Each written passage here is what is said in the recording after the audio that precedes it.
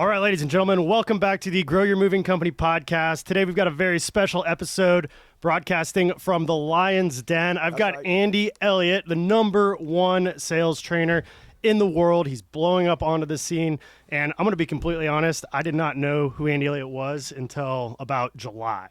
And you came to Tampa for the Tampa Takeover. John, a friend of mine, a moving company owner, was like, you guys got to come to this. I was like, I'm all about sales. I love going to these types of things. Yeah. He's like, but who's Andy Elliott? He goes, look up a video on YouTube. One video on YouTube, and I was sold. I was there. That's awesome. And now here we are. So thank you, cool, Andy. man. Thank you for coming on. I always say this, man. I say, listen, don't ever underestimate the opportunity to self-develop. You never know what's going to happen. Look, I've gone to bad trainings. Even the bad trainings, I still learn something. And occasionally I've gone to a really good training. I went to a seminar or an event or something where I walked in one way and I left another, right? And it's cool, man. We talk about the power of proximity. There's 8 billion people in this world. There are some people that you can get around that will totally and completely transform and change your life. And a lot of these people, the reason why they know how to change your life fast is because they've changed their own life. Right? You know, I wasn't a born leader, right? I messed up. I had bad leaders. I did wrong things. I missed sales. To learn how to not miss sales, to learn how to be a great leader, to learn how to be a great person, because now I play both sides. So I just want to say, you know, it was awesome meeting you in Tampa. Obviously, it doesn't take very long to change your life. It really doesn't, man. It's a simple decision. When we met, you're like, dude, I'm going to go to another level. You probably got inspired, right, by like saying, hey, dude, I want to do more. Or you were probably going to do more eventually, but then you're like, you know what, man, I'm going to speed this shit up and I'm going to do more now. Yeah. You know what I mean? And since I met you, we've totally remodeled our entire sales team. We remodeled our office. We fired like pretty much almost the whole team. I think we kept one person, hired on a whole bunch of new people, and we have the whole office right now doing push-ups, sit-ups, leg lifts. They're excited. Look, listen, what he's saying is he fired his employees and then he hired a team. Okay, so if you're going to listen to what he said, because a lot of people are like, oh man, so you met him, you go home and you fired your people. No, dude, they weren't his people. See, because him as a leader, he wants a team. And I'm guessing that your leadership skills also elevated a lot after that training. 100%. So when you went back, you were a different person. And now when you're talking to these employees about this new way that we're going to do things, they're looking at you like, dude, what are we doing? And you're like, hey, I changed. And then they're like, we don't want to change. Well, listen, dude, when you change, there's going to be conflict. So you got to decide when you're making a change and you are changing, like, are you going to revert back to the old you because people don't like it? Or are you going to go find new people that are okay with the new change? Right? And that's what you did. You leaned into this new idea, this new ideology of how you wanted things to be. You wanted your team to be fire-breathing dragons. You wanted people to be bought into the culture. You wanted everybody fired up about, you know, like there doesn't have to be work and then home. You wanted people when they come to work to kick ass and to go home better people to their families because their work is so awesome, right? And by the way, like that's what you did. You actually created a culture in which people love coming to work. And most people don't love coming to work. And it sounds like your people do. So you had to get rid of the old people with the old ideology. And by the way, you said one of them changed or one of them stayed with you. That one, when you're like, hey, we're going to come to work. We're going to have more energy. We're going to have more fire. We're going to do big shit. You know, that person was probably like, yeah. And you're like, all right, you're staying. You know, but the other ones that are like, wait, what are we going to do? You're like, listen, hey, by the way, those people, it's not like they're unemployed now. They can go work for normal companies because he's not a normal person, right? Right. And normality and conforming is not what we're interested in anymore. Right. So you're on a self-development journey right now that's insane. You're growing really fast. I can tell it's changing your own life and your own company, which is why now you're so inspired to push this into other businesses and change their lives, right? Absolutely. And that's what I love about you. We started the 6 a.m. six-pack club. So Super your cool. video that went viral about if you don't have a six-pack, you can't work for me started circulating like right before the conference you put on in Tampa. Yeah. I sent this out to a few of my friends. I was like, I'm going to see this guy next week. And seeing their responses were a little bit mixed. Some were like, oh, wow, like why would you want to go put yourself through that? Some of them were like, let's go, let's get fired up. And it was interesting. And so right after that seminar, we started. It's a standard is all it is. Yeah. And you know what it means. You got people that work for you that don't have six-packs. No. But you have people that are pushing to be greater. You know, think about this. You have a moving company, right? Right. You have a business. Anybody watching this has a business. Do you want your clients to be treated great? Do you want your clients to be taken care of? Is your brand important? You know, on your shirt, right? It's the two college brothers, right? Yes, sir. Yep. How long have you guys been in business? Over 11 years. 11 years it's taken you to build that brand and that business. Mm-hmm. Dude, listen, man. that brand and that business, 11 years, we need people to really care about themselves and really have high standards to take care of customers. Customers are expecting, when they pay us good money to take care of them, for us to have high standards and give them the best service they've ever imagined. Matter of fact, such good service that it ruins the value of money for them. And if we can't get our people to raise their standards and care more about themselves, how in the hell can they care about people more? So the six-pack or you're fired deal, like the reason why people don't understand it is because when you start saying that, they immediately say, well, he don't like me. No, we actually like everybody. We actually just want you to raise your standards. And whether you ever achieve a six-pack or not, what it means is achieving more, maxing out your potential, right? Yeah, and it was interesting, too, because when we started doing the 6 a.m. six-pack club, we saw who showed up. And we do it every single Tuesday and Thursday during the week. We have a fitness challenge now that we do throughout the month. Our sales manager the other day said, we're no longer a moving company. We're a health and fitness company that happens to be in moving. And that, Dude, that so was cool, powerful. Man. Yeah. Dude, that is so cool, man. Imagine this, okay? The families of the people, right, that work for you guys. Dude, their families have to have such a ripple effect of a husband or a wife going home. I mean, the energy when you take care of yourself, the mood that you're in, they've got to bring more love to their kids. They got to bring more love to their wife. They got to bring more love to themselves, right? Like so many people, they listen to this, dude, and they're not understanding it or getting it. You know, when I met him, you know, he's on fire. And when I met him this time again, he's totally recreated. He's a different human being. He's a different person. I always say the eyes are the window to the soul. I see a lot of people, they're alive, but they're really dead inside. Okay, and that means they've stopped growing. There's that old saying, evolve or die. And a lot of people aren't evolving. So when you hear this six-pack or you're fired, I mean, anybody could be like, man, I'm going to lean into that. And I know this is going to be uncomfortable, but I'm going to lean into that and I'm going to evolve and I'm going to become a better person and I'm going to bring good stuff to my family and I'm going to make a bigger paycheck at work. I'm going to look in the mirror and I'm going to like who I see. Like, guys, like, this is it. And by the way, you may say, well, what does this have to do about making more money in business? It has everything to do with making more money in business. Dude, like I said, employees will work for you for a paycheck, but a team, they'll work for you with blood, sweat, and tears, and they'll run through a wall for you. And we were just talking about that downstairs. Yeah, and everything you said downstairs, I made like 3 pages of notes in like the 15 minutes that we chatted. But can you tell me a little bit more about why fitness translates into business success, sales success, leadership success? Yeah, so this goes back, and I've told this story a lot, but when I'm in great shape, I'm a better father to my children. Okay, I got 3 kids. I love them to death. I am a better father when I'm in better shape. Now, look, I don't know about you. Maybe you can be really out of shape and you like bring extra special energy to your family. Okay, cool. Hey, that works for you. Let me tell you what works for me. When I'm in my best shape, the man I am to my children, I'm like this really cool dad because I really like me. Also, you know, I learned that I'm a lot better to my wife. I treat her really good, you know. And I'm going to say something. Our sex life is through the roof when I'm taking care of myself. And I learned when me and my wife have sex every night, we honestly don't disconnect from each other. We stay really close. I know a lot of people that sleep in the same bed. They're miles apart and they're disconnected. You know, I feel like, you know, God brought us together. We're married. We have sex every night. We stay really close. And when I'm taking care of myself, I mean, dude, we have sex every night because I like me. When I take care of myself, it made my wife want to start taking care of herself. I find her more attractive. She finds herself more attractive. She wants to be in bed with me more. Like that's just one of the great things about this. So I treat her better. Also, I carry myself differently, not only at home but also in business. I see myself differently. I feel differently about myself. I'm more certain about who I am. I always say boys are confident and men are certain. Like I feel like a real man and I feel like certain about where I'm going. I feel like I have a backbone when I'm in shape. I feel like I can be a leader. You know, leader, right, is about self-leadership. Like any leader doesn't get to lead a team until they self-lead themselves. I don't see my team following me when I'm not taking care of myself. And I've always been a leader. So like I'm telling you, if you want to build a team or you want to build a company or do something big, like you're going to need to be in great shape. And then it took me understanding this. Really my wife. Okay, so if anybody's watching this, my wife tells me the truth. She doesn't sugarcoat anything. She gives me the cold, hard truth. and she just doesn't care if I feel good about what she's saying. She's very direct, right?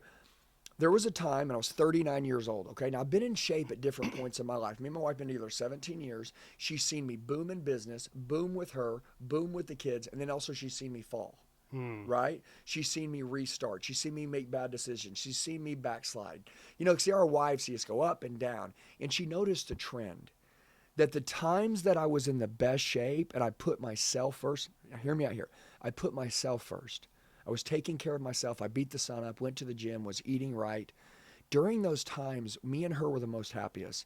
The kids were the closest to me. We made the most money. I had the best team. But I liked me more. I was more positive. I wasn't negative. My perspective in life was really good. And then she noticed that whenever I got so busy and I was chasing all these things and I put more on my plate than I knew what to do with, or I just got distracted, I would stop working out. All these things would start to separate.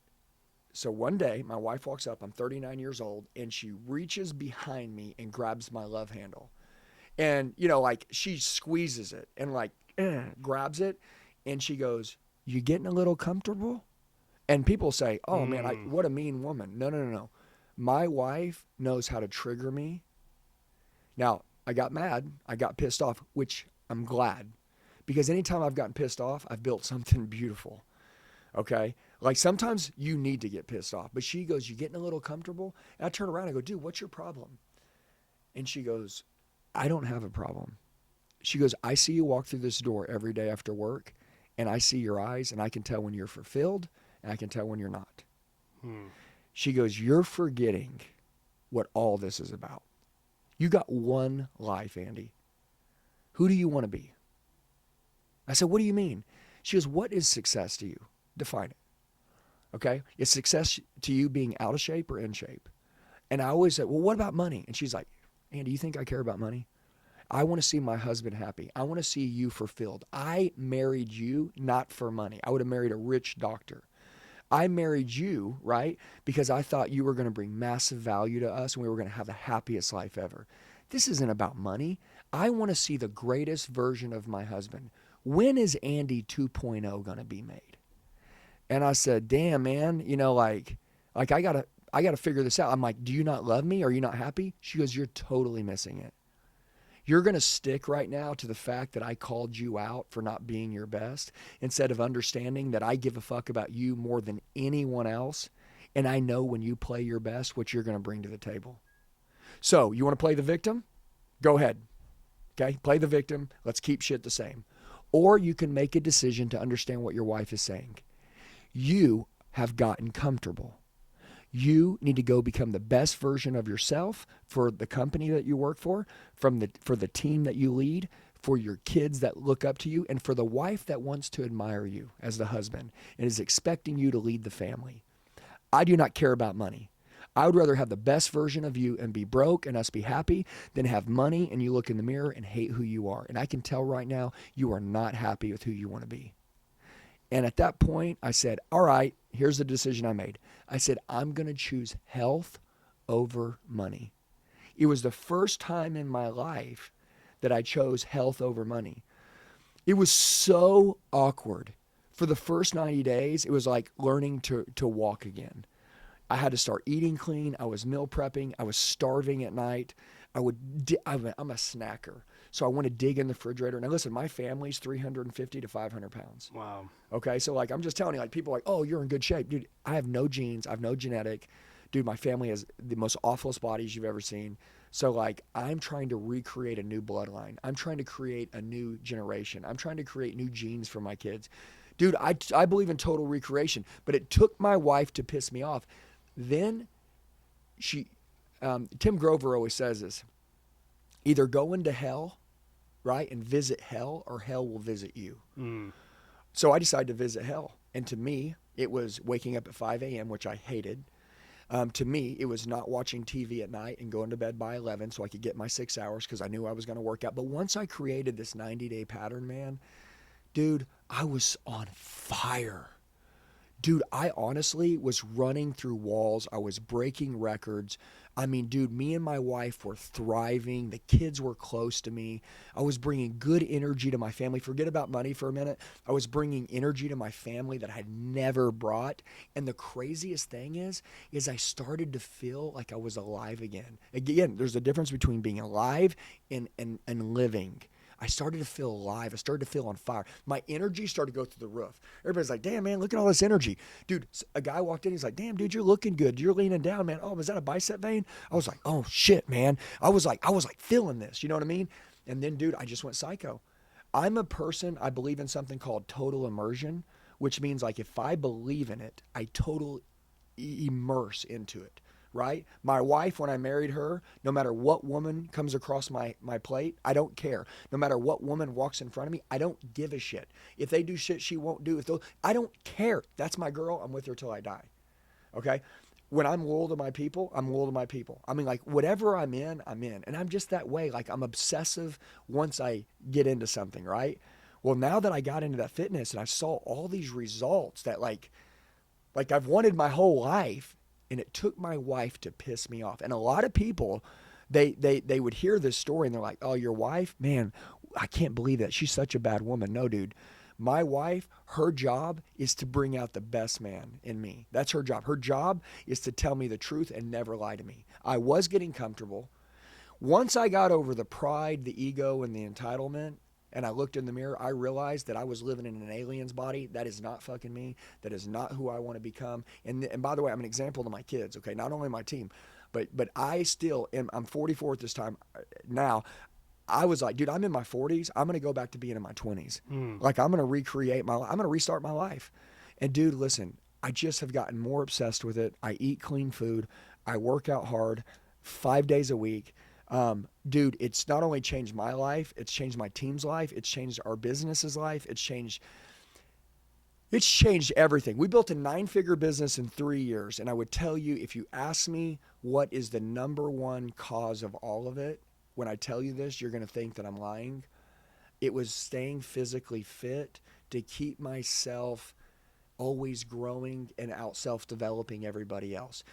When I work out, whether I feel like it or don't, and I do it, it makes me a different person. I don't know about you, but when I don't work out, I feel like I have a cloud over my brain. There was a time one time, and obviously I get on stage, I speak all the time, and I didn't work out in the morning because we had it was like a 6:30 speech. It was super early, man. So I didn't go to the gym. I didn't get off the plane till 1 a.m. It was freezing cold outside. I didn't know where the local gym was. There wasn't a gym in the hotel. It was just every excuse, right? I should have ran. I should have done something. But I said, I'm just going to go afterwards. Dude, I felt like I did the worst presentation, the worst job I'd ever done. I felt stupid. I felt dumb. And I hated the way I felt. And I said, dude, I can never, ever expect me to give my best without hitting the gym before I start, without waking myself out, and I say beating the demons off me, like getting the negativity off me. Like when I work on me and I put my phone to the side and I work out and I'm eating clean food, dude, I'm just a good person. So anyways, I would say that fitness allowed all these other things to happen. And my brain, I'm all into like the law of attraction and like manifestation and shit. Like I believe if I can see it, if I can manifest it, I'll get it. And so will you. And that shit is real. Just so everybody understands, like when you manifest something, it's totally real. I have a really hard time manifesting a brighter future or a bigger anything or something greater happening or helping more people when I'm not taking care of myself. It's really hard for me to take care of anybody else. I feel like I'm a fraud. I feel like I'm that leader or that manager that people hate, that boss that tells people to do stuff that they're not doing. And so I just want to make sure that so people will take me serious and understand that I have the right intentions and I have the right heart about helping them, that I need to make sure that I'm taking care of me, and so that they don't need to look at me and go, hey, is this guy disciplined? I want them to look at me and be like, I know this guy's disciplined. Listen, I want to say one more thing about this, and you can ask anything you want, but I want to say, you can see, because I'm giving a lot of explanation here, so if anybody hasn't made the choice to go in, maybe this will help them. Everybody knows when you see somebody that has a six-pack that's in really good shape, at any age. The discipline and the diet and the work that it takes to get a six-pack. Okay, like you don't just get one, right? Like you have to really earn it. You have to exercise, you have to work out, you have to do cardio, you have to diet. Bodies are made in the kitchen, which means you got to say no to this stuff, which means you're good at choice making, you're good at decision making. You had to not eat too late. Like, dude, like all these things have to happen for you to get that body. So when I see someone that's in really good shape, if I'm going to do business with them, I'm immediately saying to myself, if they're in good shape, like this person can hold their word. This person most likely is going to do what they say they're going to do because they couldn't carry a body like that otherwise. Now, maybe I need a little more information, but just from what I see tells me a lot about the way that you'll execute with me. Okay? So I just want to say, common sense, I see that. And it's like when you go to the doctor and a nurse comes up and she's 350 pounds and she's like, oh, your heart rate's, your blood pressure. You're like, dude, what are we talking about? You know what I'm saying? Yeah. Hey, and I'm not knocking her, okay? But it makes it, but if that nurse, male or female, was in great shape, and I would look at them and then they're telling me about my health, I'd be like, oh man, like tell me more. And I would be like, I'm gonna do whatever you say because I want to look like you, or like I want to be like you, or like you're someone that I can take advice from. Hey, I'm a teacher. I've been in sales my whole life. In sales, I'm an educator. In sales, we educate people. When we close someone or if somebody calls about our moving company and we say, hey, we just want you to know we're not like most people. Let me explain why. I'm going to educate you. Okay, I'm going to explain to you, number one, what we do, how this works from A to Z, why we're different than everybody else, and how when this is done, the only regret you'll have is that you didn't use us in all the other moves for the rest of your life. And I assure you, the greatest compliment you could ever give me is sending me a referral, which is one of your friends or family that'll be moving in the future. And we're going to do such a good job. I promise you that you're going to want to pay these compliments every single day to anybody that you know that'll move for the rest of your life. So our goal isn't just to do one transaction with you. We are a relational moving company. Relational. We want this relationship with you and all your friends and all your family. And we know that we don't get what we want. We get what we earn, and we are going to earn the right for you to refer us to more friends and family. So we love you. We want to tell you thank you for reaching out. We do not disappoint. We take this very serious. Everybody does what they do in life. We move. We move. Our goal is to take the pressure off the client. Our goal is to ensure that all these things that you have in your life, all of these beautiful pieces of property that you have that we're transporting from A to B, that they get there, you don't have to worry about. It's stress-free. They go from here to there without you having to even think. And then for a little fee, we'll make sure that we take all the concern out of it. That's what we do. Like we're the best at it. Okay, we have 110% customer satisfaction. I physically will oversee this entire job. Our people that come and do your moving and work, they are vetted, heavily vetted. We pay them more money. I'm just letting you know, oh, you're a little bit more money. I know we are. We pay our people more money that are going to be moving your life belongings. Look, I need you to understand this, okay? I can put an ad in the paper right now, need movers for $10 an hour, and you can pay me whatever right now, but when stuff gets broken, you're going to be pissed. You do not ever want to go at the lowest price. I don't like cheap stuff, do you? No, and the stuff that you probably have that you're moving, it's worth moving, so it's probably not cheap, and you probably want to make sure that, because it means a lot to you, that it gets there without being broken. Am I right? Yep. Okay, so listen to me. You don't want cheap. I pay my movers more money than everybody, so they give a service that you've never gotten from anybody. Okay, listen to me. That's what we do. That's what we stand for. We don't like cheap. We love a great service. And all the stuff that you have, that's your belongings, we treat it like it's our belongings. When my guys move your stuff, dude, they're moving it like it's their stuff. We take this personal. Okay, so if you're looking for cheap, it's not us. If you're looking for the best, that is us, and that's what we stand for. And this needs to be every phone call, but people can't be this way if they don't care about themselves. And by the way, you'll notice when I'm saying this, I'm saying it with my heart. I'm not even speaking with my mouth. I'm saying it with my heart because, like, I'm present in life. I'm taking care of myself. I'm alive. I'm awake. I didn't just answer the phone. Yeah, what's going on? Let me give you an estimate. Oh, too much? Okay, well, let us know. Or what do we need to do? It's like, dude, what are we doing? Are we growing a business? If we're growing a business, you want your people alive inside of your business, which is what you're doing. Yeah. So that was a long explanation on health, but you're doing it right now, and you're doing it with your team. And I know the ripple effect outside of money is going to be massive. But the ripple effect with money, massive. Massive, man. You could triple your prices if your whole staff that worked for you was in shape. Yeah, and I noticed that we came and toured the Lion's Den a few days ago, and every single person in this building made me feel like the most important person in the world to them. Mm-hmm. And I didn't even know almost all these people. And now I feel like they're my friends. When I come in today, they're like, "Hey, what's up, Wade? How's it going, Wade? Oh, you're Wade." Like it's awesome. Well, see, and that's called onboarding. Okay? Their goal is that when they see you, is they want to onboard you not only to the Elliott Group, but to their name, their brand. Each one of them, they have their own individual name, their own individual brand, and they represent the main brand, which is the Elliott Group. So when they meet you, they're onboarding you to understand that they care about you. Look, our guys have one goal, is to show you that when they meet, and they're not fake, okay, they're real, but they mean this. Talk to them and look in their eyes. They care about you. Their goal, okay, is to care about you more than you care about yourself. I like that. And if you care about yourself a lot, they're going to try to outdo you. They're going to try to out-energy you.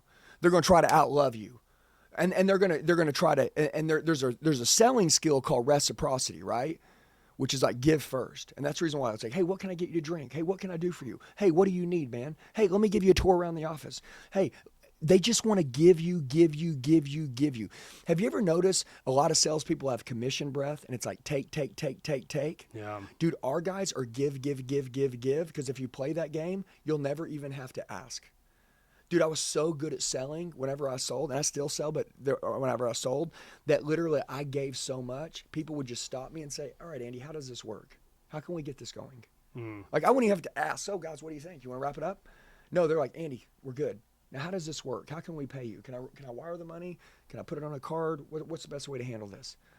Like that is a total different style of selling, but it's called reciprocity selling. Okay, and the only way to do it is by out-carrying the client and also believing in your product really good. A second side of that, you said you saw my people and they're just so loving and so nice, so caring, but also they believe in the company.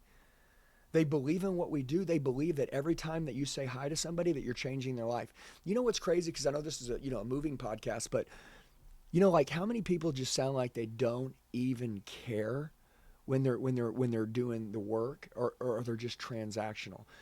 Okay, if I was calling and I was going to be moving and I know that I could move it myself, okay, which is going to be a bitch. Okay, and it's probably is going to suck, and it's going to take me lots of days, and I don't have time, but I'm going to have to make time. And I'm guessing there's going to be this $10,000 quote that I'm like, God, dog, I knew it was going to be that much.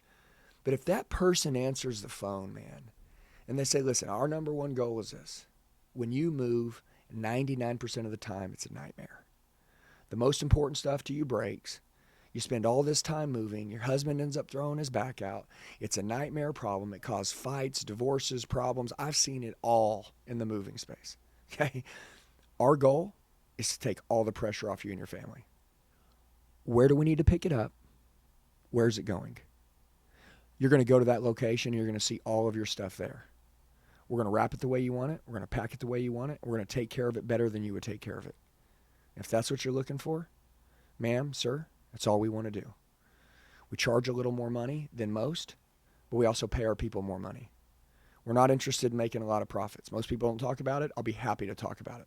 We don't want to make more profits. We want to pay for better, high-quality people that are better vetted, that take better care of your stuff. If somebody breaks something that we're moving with you, we take it very personal. Now, we have all the insurance, the liabilities, and all that stuff for moving to make sure everything's covered, but we take it personal. We've done 176 moves in the last week, and we haven't broke one thing. Listen, we're on fire. We care about moving more than anyone else, so I'm so glad you called today. But if the information that I'm telling you and what I'm telling you we're going to do is what you're looking for, well, you found it. Spending a couple extra bucks is worth it. If the juice is worth to squeeze the buckle down, spend a couple more bucks so you can get your stuff in the house there, save your family, you and the pressure and the headache and the problems, then I would say pass go, it's worth it, and I can probably move you guys to the front of the line and get this taken care of.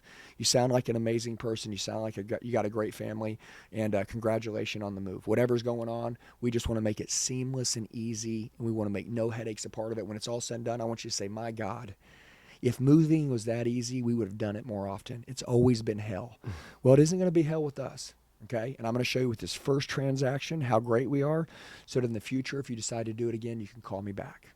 Okay, that is this new era individual. That is onboarding them to our brand. Nobody can have that conversation with someone if they don't like themselves and if they're not self-developing in their own life to want to bring self-developing to someone else's life. Hey, listen, by the way, did I just sell you?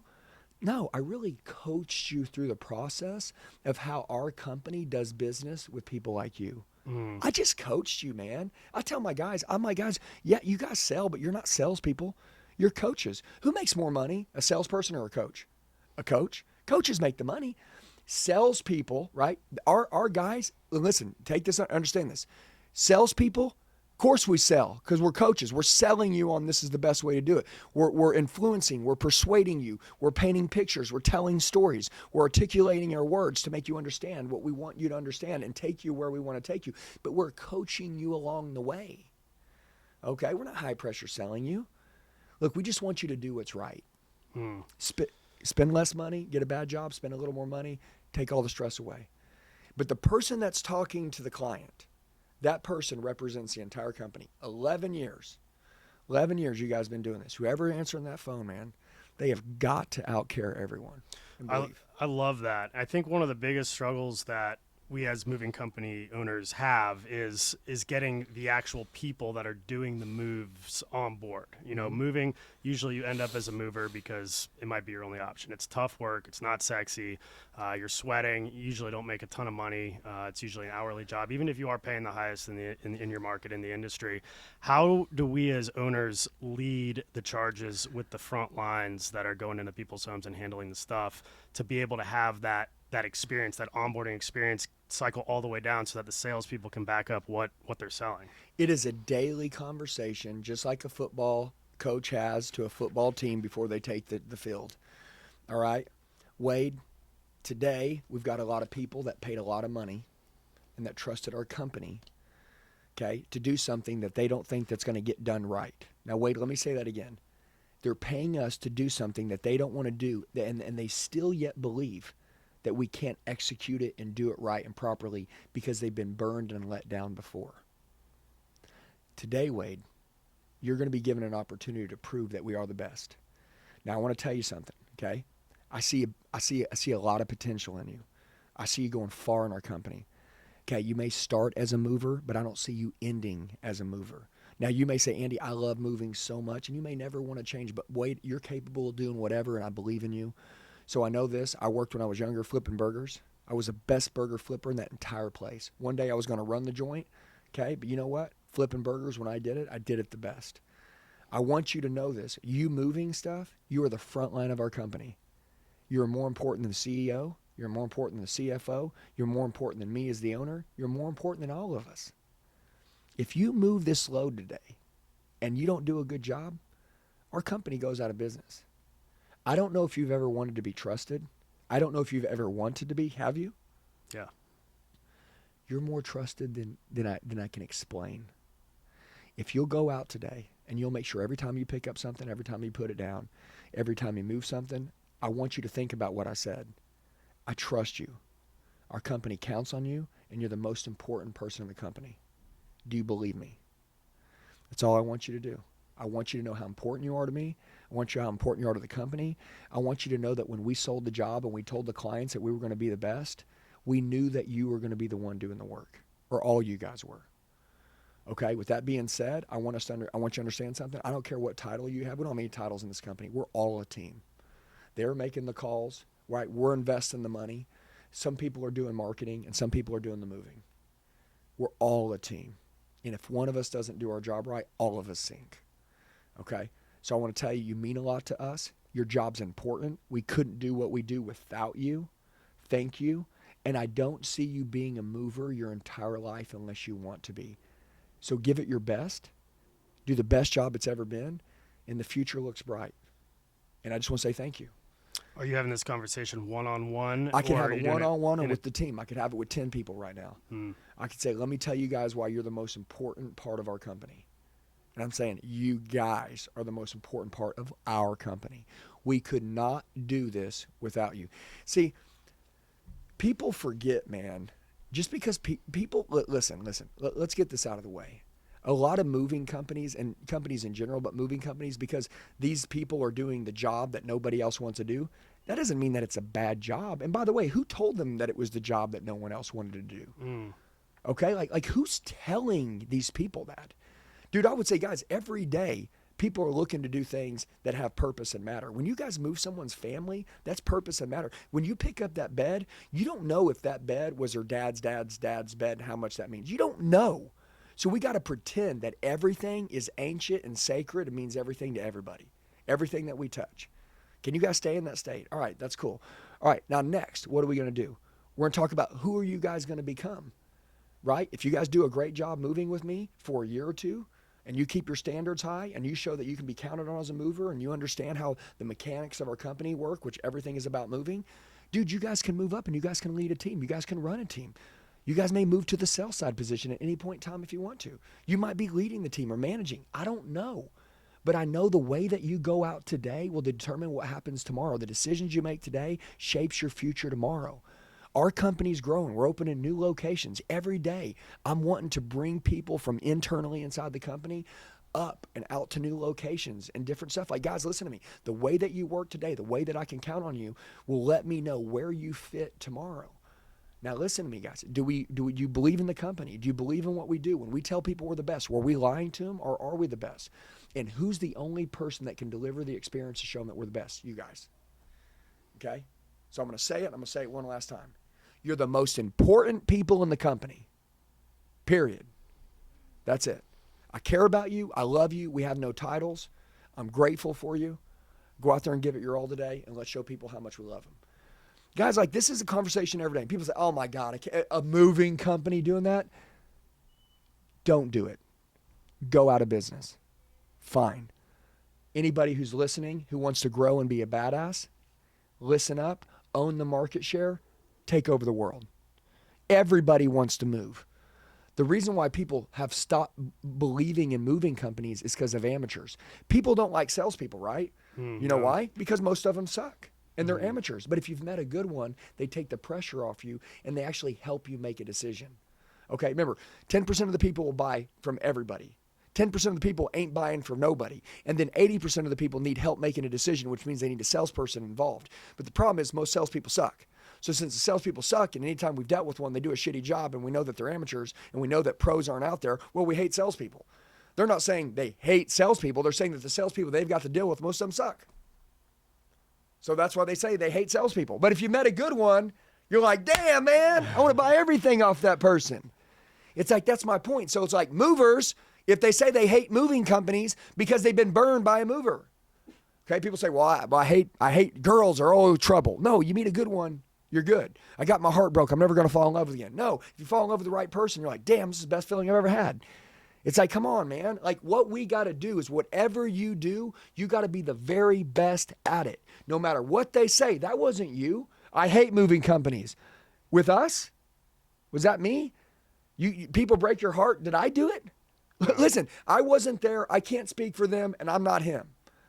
Okay? But once you get a taste of what we do, the only regret you'll have is that you didn't do everything in this industry with us your entire life. That's the only regret you'll have.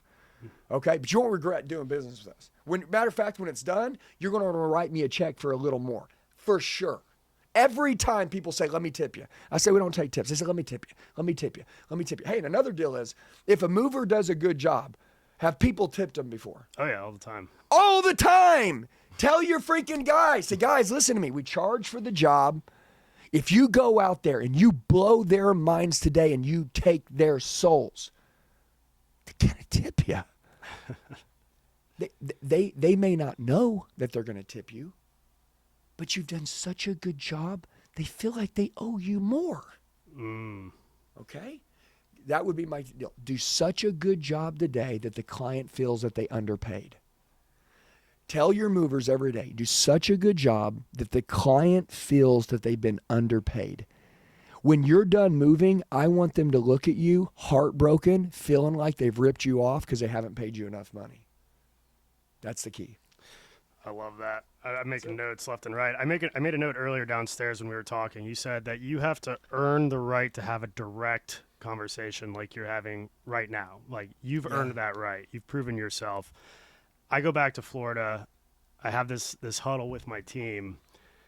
What's the first step I can take to earn the right to have that exact conversation with them? Okay. Number one, everything's your fault as the leader, good and bad. So I would say, hey guys, number one, I just want to tell you, I'm saying, let's say you go to an event or you say, guys, hey, first of all, I want to tell you, I apologize. Honestly, I went to another company this weekend and I saw a level of leadership that honestly was mind blowing to me. And my whole life, I've done better than most. We've got a good company because we do better than most. And honestly, I've been surrounded by a lot of mediocrity, a lot of people who don't care. I'm doing better than them. I do care a lot. But there's a time in which you meet someone or a company and you realize that you're not as good as you think you are. And I had that realization this weekend. And so I wanted to come to you guys and tell you that I'm sorry. And that you guys, I'm capable of being such a better leader for you guys. And you deserve it. All of you deserve a better leader. And I've been giving you my best, but I have so much more in me. You know, going into this event this weekend, I thought, 1 to 10, I was probably a 9. Yeah, I'm doing pretty good, doing better than most. You know what I realized? I'm 1 to 10, I'm a 2. And maybe my 2 is better than some people's 10. But when I get to my 10, I'm going to be dangerous. So I want to tell all you guys, I'm sorry.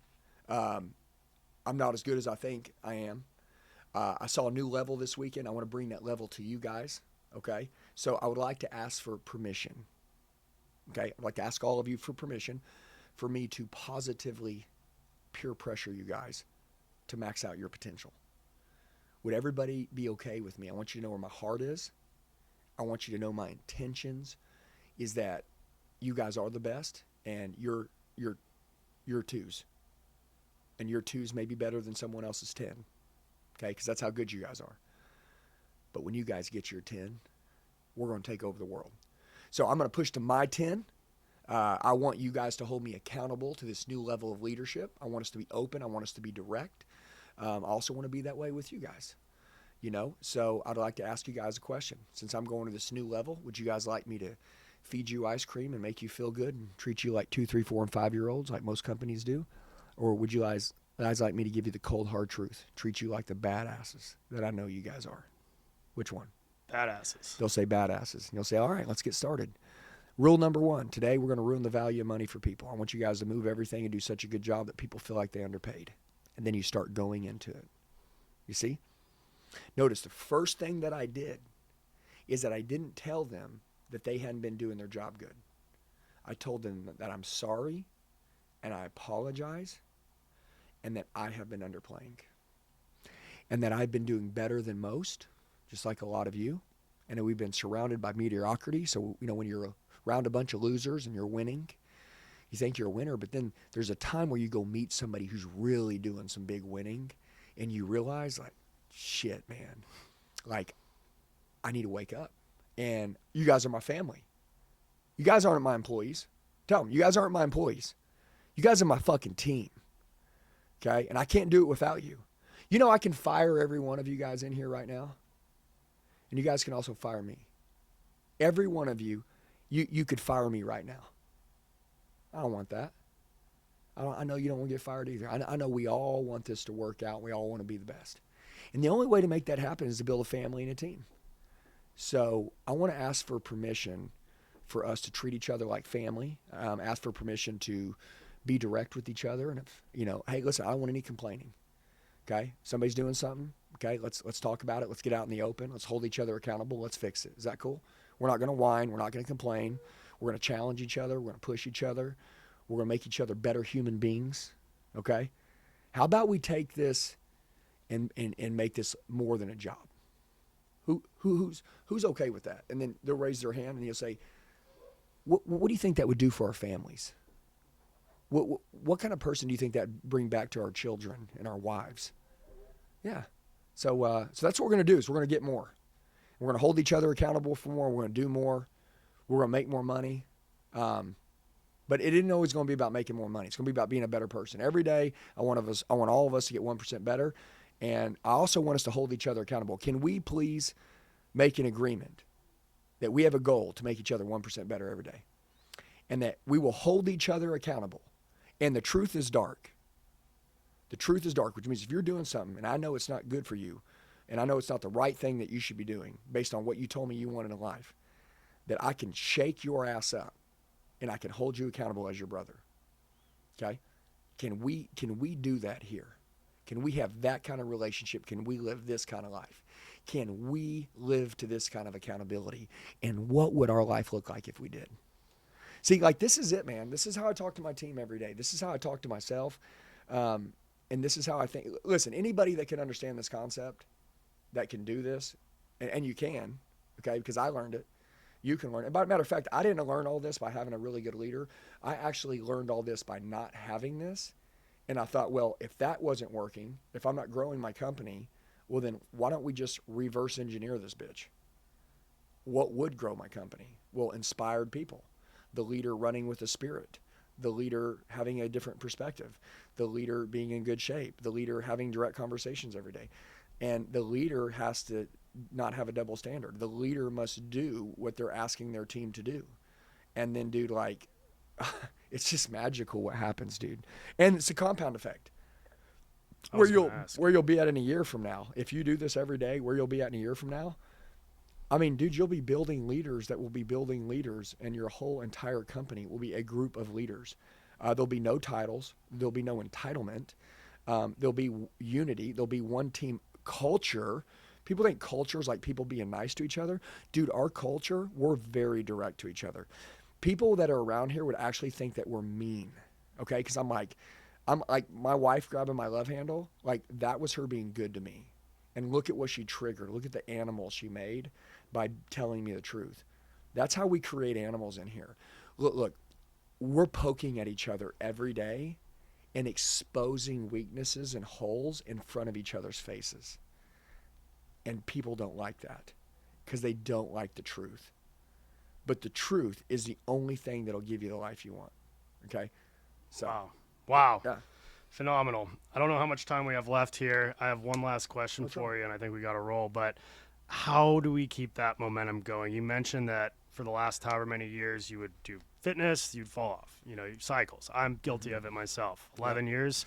We've gone 2 straight months in this 6 a.m. six-pack fitness, aspect to our business. Yep. How do we get that momentum to continue and compound like you just said? Feed it. Find people to help you feed it. Everybody in this world needs a coach. I'm not even joking. Okay? In the Bible, whether you believe in God or not, but it says iron sharpens iron. So true. Dull iron, you get dull iron. Sharp as shit iron, you get sharp as shit iron. Like, dude, I'm sharp. I make my team sharp. I find people that are crazy like me, and I lean into them. I want to know everything they know. I want to know why they do what they do. I want to be around people that take good care of their families. I want to be around people that take good care of their health. I want to be around people that are excited about growing their team, growing their business, growing marketing, growing sales. I want to be around all this. Customer satisfaction, customer retention, reach, revenue. I want to be around all this, right? Like I want to be around all that. So I find people, listen, just 2 people. Just if everybody could just add 1 or 2 more people, right? Or a training system or something to their life, like it could change everything. Like people just need to plug in to something that they're wanting to become. So right now you guys are on a spree, but really it's not a spree, okay? You didn't get lucky. You're intentionally doing these things. Now my question is do you love it? Does it make you feel good? Are you liking what's happening? Okay, Oh, yeah. All right, do more. Do more. Do more. Show more. Give more. Love more. Lean in more. Become more obsessed. Become crazier. Next part, bring their families in. Bring their families in. Okay, if you're doing it with your team now, right, 6-packs, right? Okay, now the next one, you say, all right, guys, we want the kids and the families to come out too. We want the whole family to do. Oh, not the whole family. No, we want the whole family. Okay, because your family's important to you. The time that you spend with us, it's super important. You're spending the time away from your family. We want to get to know your families, number one. We want your families to be a part of this culture earlier. Also, we want them to be a part of it as well. Like, listen, everything that we're doing, I don't want your wife to watch you enjoy some things at work that she don't get to be a part of. No, dude. No, I want her to know who we are too. I want her and I want the kids to know. I want them all to know. Okay? So, like, every other week, maybe it's a meetup Saturday or meetup Sunday, or I don't know. Like, you have to make it happen. Every time that I get together with my team, they all have their wives, their kids, and everybody. I don't ask for them to bring them. I demand them. Hey, Jake, I'm going to see your wife, right, tonight? Right? Yeah, hey, call her ass. Let's go, call her. Well, she said, call her. What's up, Sandy? It's Andy. Listen to me. Jake was telling me some bullshit about you're not going to be coming tonight. First of all, unacceptable. Okay, unacceptable. We actually like you more than we like Jake. Okay? So let him stay home and do the laundry, and you're coming because we want you to be with us, okay? Listen, I mean it. It's important that you're here with us, okay? We don't get to spend enough time with you. You're important to us. We want you to know that we want you here, okay? Grab the kids, bring whatever. I'll pay for someone to come over and do the laundry. I don't give a shit. I need you here. Dude, when she feels that she's important and a part of this, you know how she'll support him to work for you? Do you know the way that when he's like, hey, babe, see, because listen, let's talk about retention of these movers. Andy, what happens if they quit and move away? Listen, some other guys like, hey, man, hey, babe, I got this guy. He said he'll pay me twice as much as we're making now with Wade. You know what I mean? If I'll go work for him and his business. She's like, you're thinking about leaving Wade? He's like, yeah, we're going to make more money. She's like, I don't give a fuck. Wade, who we hang out with our kids and our family, you're going to leave him? Fuck is your problem? Why don't you work harder for Wade and increase your value and get more money there from Wade? Okay, babe, moving somewhere else, you're not even thinking about us now. We like where you work. Wade is the only person that's ever included us to be a part of your job. You know, no one else even has known my name. Any place you've worked, they never even known me or your kids' names. This is the first company that actually cared about us, and you're thinking about leaving them for money? It's the stupidest thing I've ever heard you say. See? See, listen to me. This isn't a game. This is a master strategy. And it's called the retention strategy of heaven on earth, giving people a good opportunity to make money, explaining to people that, listen, Wade, you don't make more money if you don't increase your value. Money made, money paid. You got to do one or two things, okay? You got to do your job better, and I can pay you more because clients will pay us more for a better job, or you need to figure out how to make me more money. If you can make me more money, I'll pay you more money out of the money I'm making, right? But listen, hey, I love you, okay? But if you want to make more money, you got to increase your value, and I know that you're worth it. You just got to help me find it, okay? Listen, I love your family. I love your kids. I love you. You know, we got a great life together. Okay, I know a lot of people who make more money, Wade. They're not happy. Okay, right? There's times where you probably made more money than you're making now and you weren't happy. Okay, you guys are happy, right? Okay, well, being happy is priceless. Yeah. So let's not give up the happiness, okay? Let's try to together figure out how you can bring more value to the company, okay? Whatever it is, so I can figure out how to pay you more. Dude, now we're talking about having a company. And matter of fact, just anybody watching this, like, this isn't a family. I mean, this isn't a company now. This is a family. Dude, this is called the inner circle of one of the greatest companies that will ever be existed. Anybody that can pull this off. And we're doing it. We have this. This is I'm basically explaining my company to you, and I'm explaining how you could replicate what I'm doing. And dude, yeah, it's hard. Yeah, it's uncomfortable. Yeah, it takes time for people to buy in. Yeah, sure, the first couple times the family shows up, they feel awkward and weird. Well, it's because no one's ever included them. So it takes time. And by the way, women, if most of men, I'm guessing, are movers, right? Most of them. Most of them. Okay. Women have a very good intuition about who their husband should be around. And every woman wants their husbands around a good influence. And if it came down to a husband being able to make more money at a job where she was unsure or uncertain what kind of influence he would be under, or him making less with you, knowing the influence that you provide with him and making him a better man and the standards you demand that he holds, she'll always protect you. So now you can take care of him as doing the job, but also you know that when she's and then he's not at work and she's there with him, she's running and rooting for you, right? Yeah. Nobody does this. So No. there you go. Andy, I'm excited to work with you. We've got the training platform that we're partnering up on. We've got the Moving Titan Retreat in March. You're going to be doing a full day of sales training. And kick ass. I can't wait, man. I'm so fired up and ready to get back to work. Yeah, right guys, now. and by the way, if you're not there, like, you're an idiot. I mean, if you're in the moving space and you're not at your retreat, you're an absolute idiot. I mean, we're going to be there live. And if you've gotten, hey, I always say this to you. If you've gotten any value from this podcast, if you're like, dude, like, let me ask you a question. You've paid for training before, right? Okay. Think about but think about the information you just got. What did it cost you? It was free. Do you think the information you just got could make you money? Well, if somebody that you pay nothing for can give you value that makes you a lot of money, imagine if you actually paid for the paid training. I mean, dude, because I shared 1% of what we do.